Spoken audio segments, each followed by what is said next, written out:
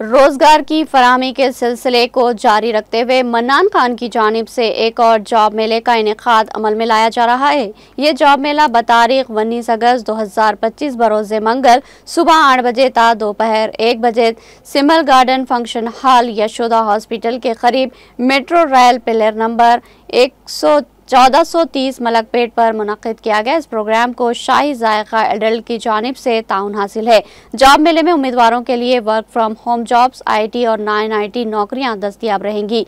इस मेले में 10वीं जमात से लेकर किसी भी डिग्री तक के उम्मीदवार, ख्वाह वो फ्रेशर हो या तजुर्बेकार, सबको शिरकत की इजाज़त है। इस मौके पर 50 से ज़ायद कंपनियां हिस्सा लेगी और मुस्तहिक उम्मीदवारों को मौके पर ही तकर्रुरनामे यानी स्पॉट ऑफर लेटर दिए जाएंगे। उम्मीदवारों से गुजारिश है कि वो अपनी CV, बायोडाटा की 10 कॉपियां साथ लेकर आए। दिलचस्पी रखने वाले उम्मीदवार बराह रास्त इंटरव्यू में शरीक हो सकते हैं। मज़ीद मालूमात के लिए फ़ोन नंबर 83743155052 पर रब्त पैदा कर सकते हैं।